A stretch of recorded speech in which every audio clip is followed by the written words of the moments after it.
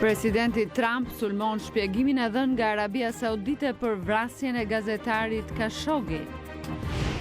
Shtetet e Bashkuara do të tërhiqen nga traktati për mos përhapjen e armëve bërthamore me Rusinë, duke thënë se Moska e ka shkelur paktin. Dita e dytë e zgjedhjeve në Afganistan, të shoqëruara me sulme sporadike.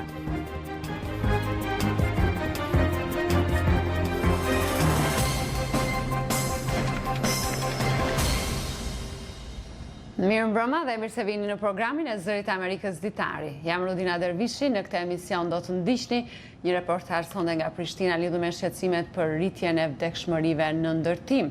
Nga zhvillimet tu në Shtetet e Bashkuara do të ndalemi në zgjedhjet e ardhshme për në Kongres. Sonde do të vazhdojmë me ciklin ton të ri mbi krizën e opioideve në Amerikë.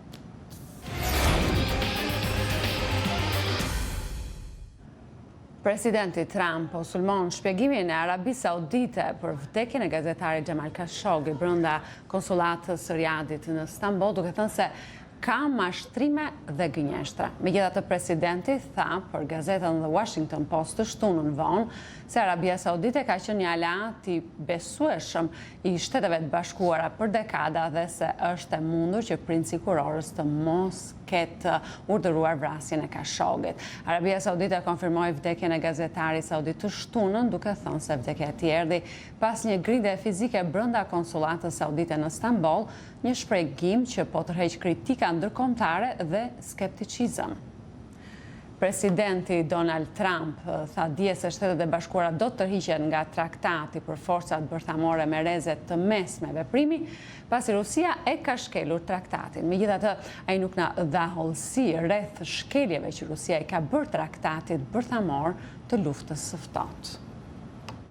Marrëveshja negociuar në fund të viteve 1980 kërkonte eliminimin e raketave bërthamore dhe konvencionale me rreze të shkurtër dhe të mesme veprimi nga të dyja vendet.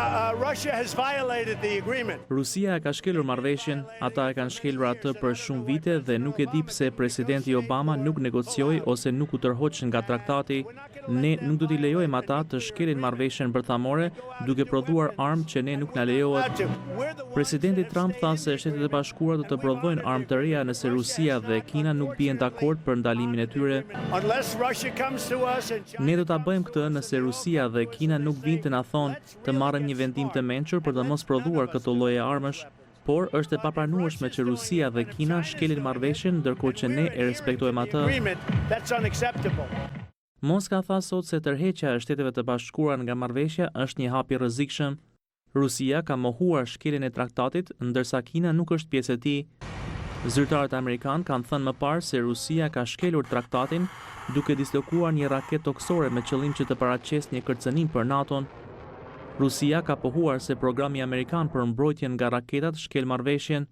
Këshilltari i presidentit Trump për sigurinë kombëtare, John Bolton, do të vizitojë Moskën javën e ardhshme. Disa emigrantë të bllokuar në një urë të Guatemalës në kufirin e saj me Meksikën vendosën të shtunën të notojnë për në Meksik. Mira emigrantë bllokuar në urë po kërkojnë të hyjnë në Meksik dhe shpresojnë të udhtojnë drejt Shteteve të Bashkuara. Meksika ka refuzuar hyrjen në masë të emigrantëve në urë, por ka pranuar grupe të vogla. Presidenti Trump ka paralajmëruar se nëse Meksika nuk arrin të ndalë karvanin e emigrantëve që fillojnë në Honduras, ai do të ndërpresë ndihmë rajonale, do të mbyll kufirin SBA Meksik dhe do të dislokojë atje trupa. Sot është dita e dytë e zgjedhjeve parlamentare në Afganistan, duke i dhënë një tjetër mundësi njerëzve të cilët nuk mundën të votonin dje. Zgjedhjet parlamentare të së shtunës në Afganistan thuhet se janë shoqëruar me sulme sporadike gjatë gjithë ditës, së bashku me njoftimet për radhë të gjata dhe miliona njerëz që hollën votën. Rreth 132 vëzhgues nga vende të ndryshme dhe Bashkimi Evropian janë bashkuar me rreth gjysmë milion vëzhgues vendas. Për shkak të arsyeve të sigurisë si dhe një sulmi vetvrasës me bombë që ndodhi pranë një qendre votimi, zgjedhjet u shtyn dje.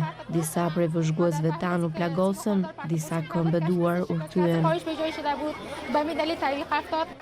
Zyrtarët e zgjedhjeve thonë se 3 milion njerëz votuan të shtunën, por sfidat nuk kanë munguar, duke përfshirë mbylljen e disa qendrave të votimit dhe probleme teknike me pajisjet. Të paktën 15 persona u vranë dhe 60 të tjerë u plagosën, ku një vetvrasës u përpoq të hynte në një qendër votimi në Kabulin verior. Talibanët kishin lëshuar paralajmërime të përsëritura për sulme ndaj qendrave të votimit dhe në të gjitha aktivitetet e lidhura me zgjedhjet. Kërcënimet, megjithatë, nuk ishin të mjaftueshme për të mbajtur shumë votues të regjistruar larg kutive të votimit. Rezultatet përfundimtare nuk do të mësohen për disa javë. Këto janë zgjedhjet e para që nga rënja e talibanëve që organizohen kryesisht nga qeveria afgane. Më shumë se 2500 kandidat po konkurrojnë për 249 poste në parlamentin e ardhshëm, ndërto 400 kandidate janë gra, të cilat konkurrojnë për 68 vendet e rezervuara për gratë.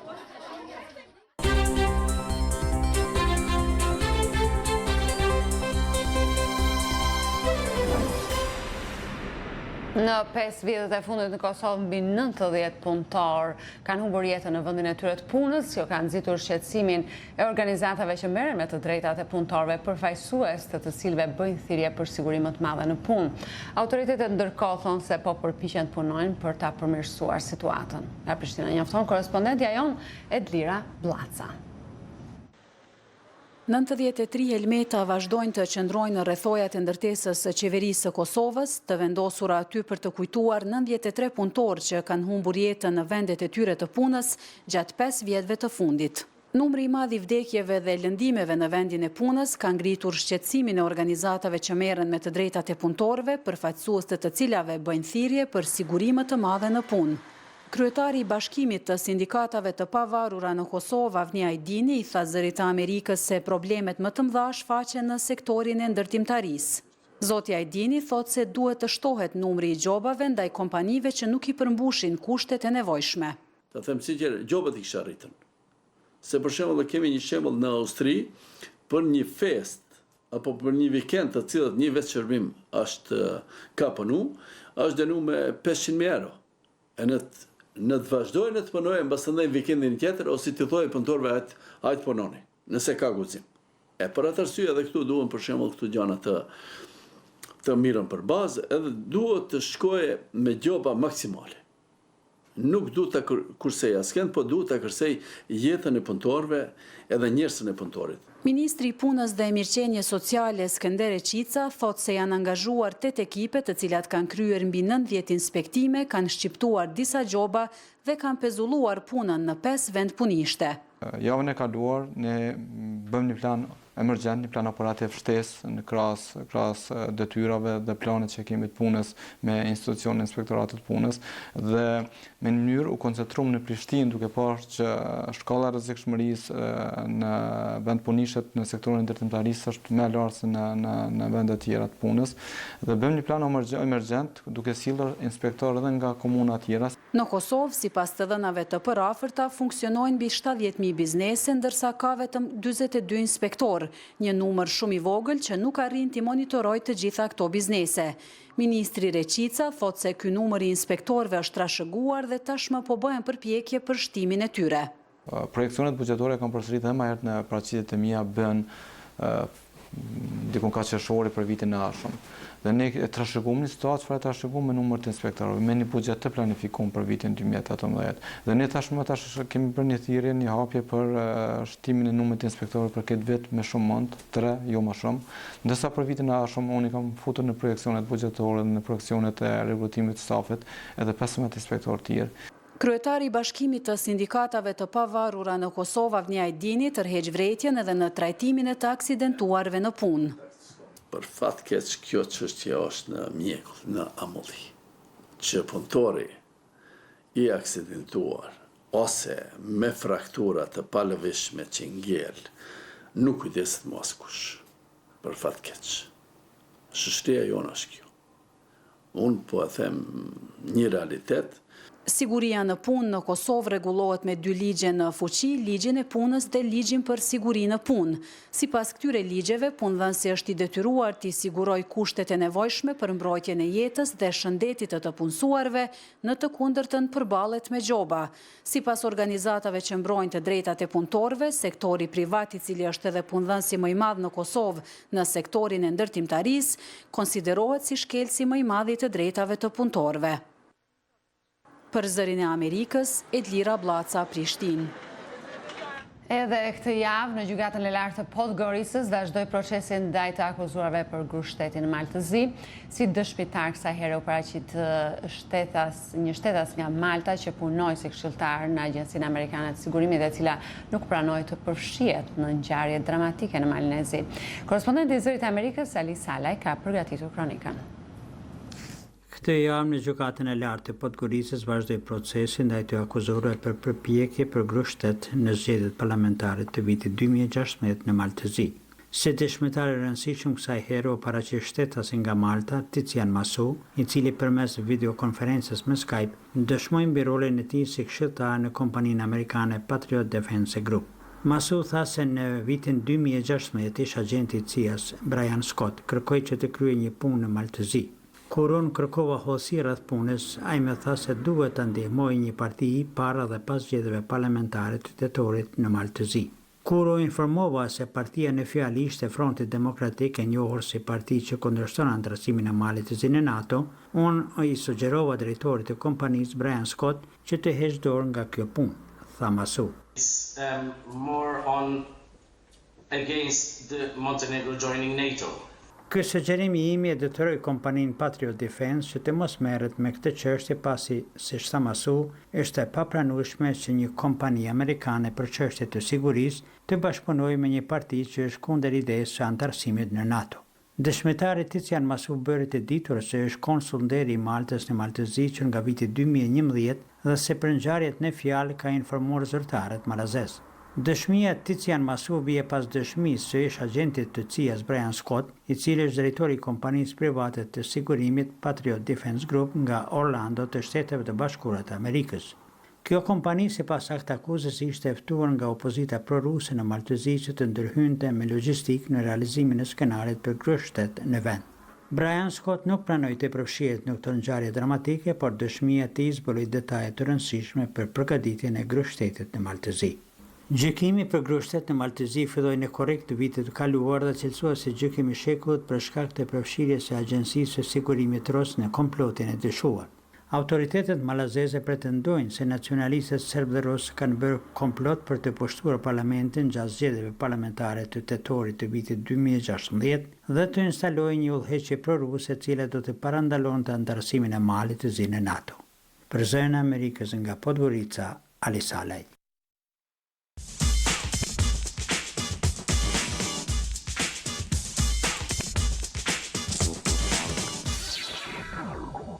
Presidenti Trump ka nënshkruar një projekt ligj që themelon një agjenci të re për investimet e huaja, e cila synon të lehtësojë kreditimin privat prej $60 miliard të projekteve infrastrukturore në vendet në zhvillim.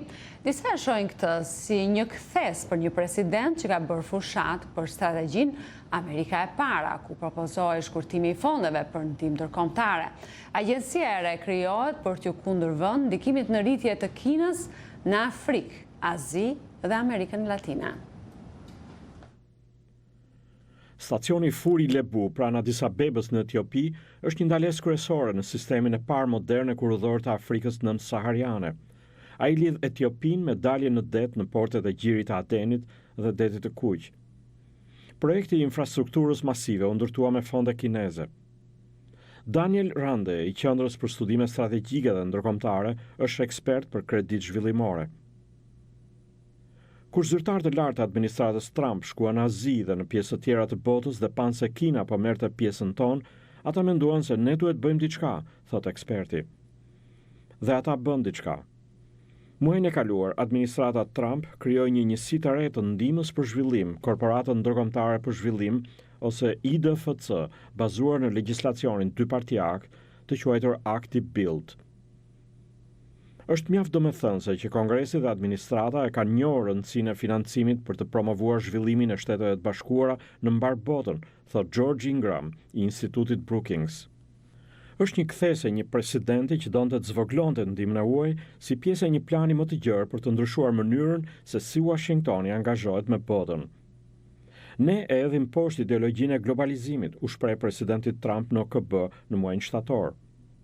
Agjencia e re do të zëvendësoj korporatën e investimeve private jashtë vendit, e njohur si OPIC, duke marrë autoritet më të madh dhe më shumë fonde.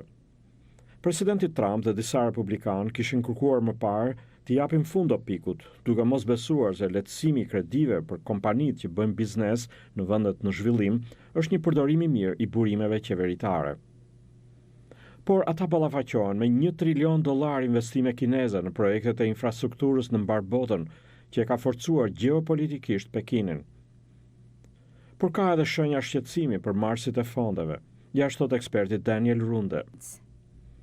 Kina është në rrugën e saj për të qenë tregtari i financave ndërkombëtare, sepse kinezët janë duke ofruar para në kushte tepër të lehta, që nuk janë transparente ose sipas rregullave. Pekini ka hedhur poshtë akuzat se kreditë e tij jepen për të krijuar një kurth borxhi për vendet në zhvillim.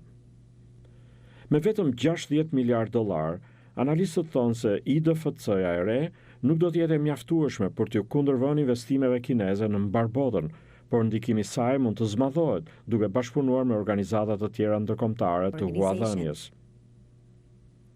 Francezët, britanikët, skandinavët, të gjithë kanë organizata të ngjashme dhe tani që IDFC-ja ka autoritet të barabartë, ky ent i ri do të jetë një partner shumë më efektiv se OPIC-u, thot eksperti George Ingram. Ndërkaq, për vendet në zhvillim në Afrikë, Azi dhe Amerikë Latine që mund të përfitojnë nga më shumë investime amerikane, Agjencia e re për investime të huaja, IDFC, është një hap në drejtimin e dur. Zgjedhjet e nëntorit për Kongresin Amerikan po afrojnë dhe demokratët kanë siguruar shumë financime. Analistët thonë se ndjenjat anti-Trump mund të jenë arsye që kontributet financiare për demokratët kanë arritur nivel rekord, ndërsa ata përpiqen të marrin republikanëve kontrollin e Kongresit. Zgjedhjet e mesit të mandatit kësaj here po bëhen më të kushtueshme në historinë e Kongresit Amerikan. Por pyetja mbetet nëse kontributet e demokratëve për fushatën janë të tilla për të marrë republikanëve një numër të mjaftueshëm vendesh në mënyrë që të sigurojnë shumicën në Kongres. Në garën për në Kongres, demokratët janë duke fituar lojën e financimeve. Këtë javë, Komisioni Federal i Zgjedhjeve njoftoi se kandidatët për në Kongres kanë siguruar një shifër rekord prej 2,3 miliard dollarësh në ciklin e tanishëm zgjedhor. Avantazhi i demokratëve në këto financime më tepër se $400 milion. Fakti që demokratët ja kanë kaluar me financime tregon se gara ka për të qenë një sfidë. Republikanët dolën po aq mirë ose u akaluan demokratëve në fondet e krijuara nga Komitetet për Veprim Politik PAC. Por demokratët siguruan shumë më tepër fonde nga kontributet individuale përmes internetit dhe me aktivitetet për mbledhje fondesh. Shumica e fondeve përdoren për blerjen e reklamave të kushtueshme televizive, që mbetet mjeti i preferuar i kandidatëve për t'u drejtuar votuesve. Fushatat janë të kushtueshme në vendin tonë për shkak të kostos së televizionit, thot ish kongresmeni Martin Frost. Frost thot se financimet masive për demokratët reflekton një shtim të entuziazmit në radhët e antarëve të thjeshtë të partisë. Në Shtetet e Bashkuara ka një numër të madh demokratësh, shumë prej të cilëve japin kontribute të vogla. Ata nuk e duan as pak presidentin Trump dhe duan të japin një mesazh me këto zgjedhje, thot zoti Frost. Shtimi i financimeve për demokratët po i detyron republikanët ta rimendojnë strategjinë e financimit të fushatës së tyre. Ata po i zhvendosin financimet nga kandidatët e dobët tek ata më të fuqishëm. Michael Steele, ish kryetari i Komitetit Kombëtar Republikan, paralajmëron se fitoria nuk është e garantuar vetëm nga fondet. Shumë njerëz i mbivlerësojnë financime dhe i shohin ato si rrezikun që i kanoset politikës amerikane. Por unë them se ka patur po aq gara ku kandidati më i financuar ka humbur, sa dhe kur ai ka fituar. Demokratët duhet të sigurojnë 23 vende më tepër për të rimarrë kontrollin e dhomës së përfaqësuesve. Analistët thonë se ata kanë shanse të mira, edhe pse shpresat e demokratëve për të rimarrë kontrollin e Senatit janë zbehur.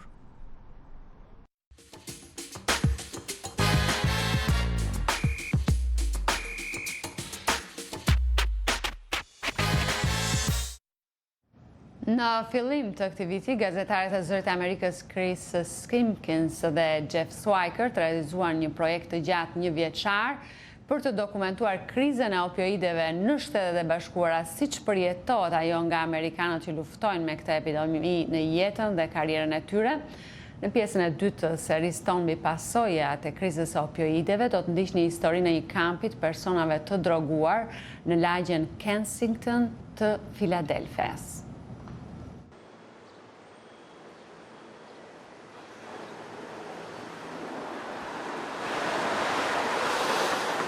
What size are those? You need 10 and a half?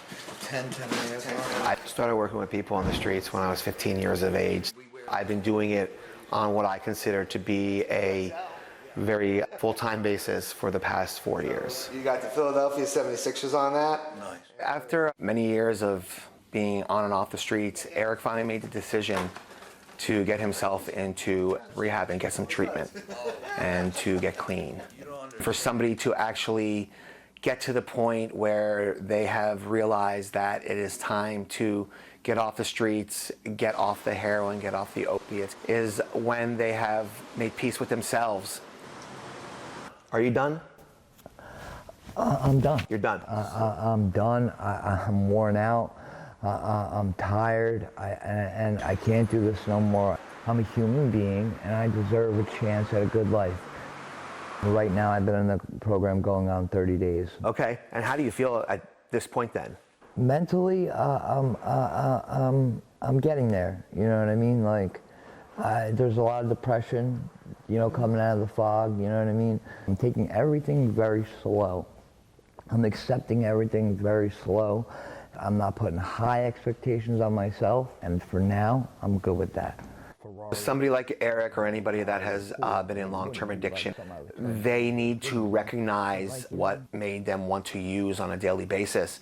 I'm going to keep trying to contact with my family. I'll keep contact with them, and I'll keep the door open. What do you need to do for them to understand the support you need? What do you need to give to them? I need to be honest. And I need to be honest with the help that I need. What Eric realized at this point in time is that his next relapse could be the last. And I think that's something that's going to drive him to want to continue to get better. But for me right now, and I think at this point, you're on your way back. So welcome back, my friend.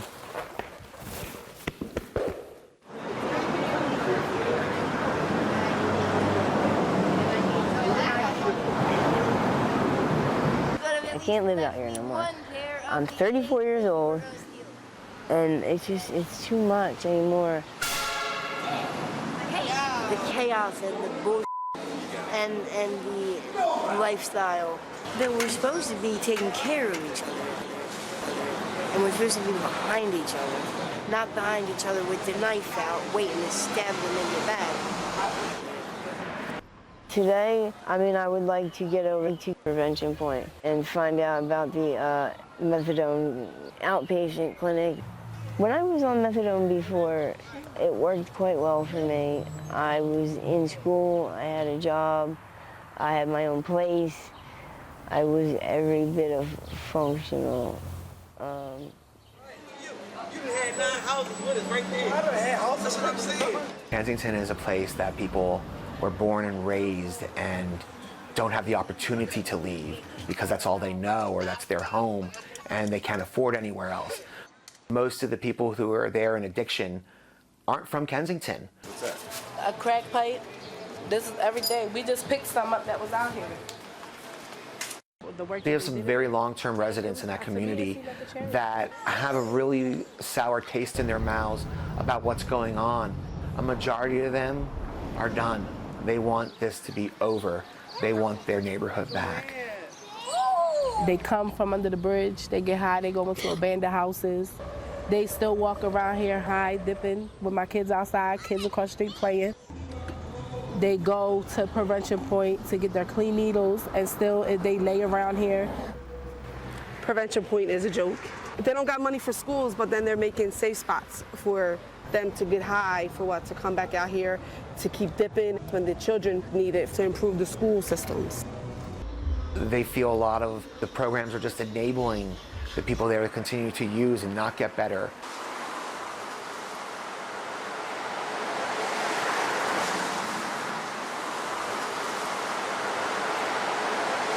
Anything good going on? Some good. All right, like what?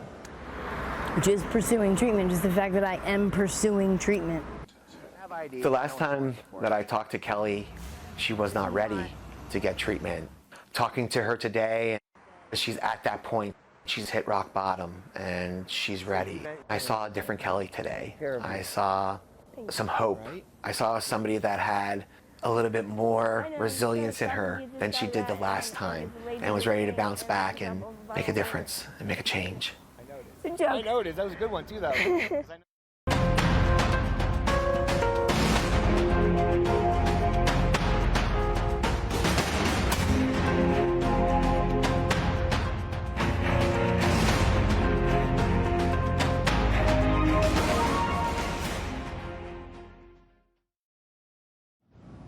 Episodin e radhës do të ndiqni të dielën e ardhshme, do të vazhdojmë me një tjetër material, një observator në Alaska është kthyer në një instrument kyç shkencor për studimin e ndryshimeve klimatike.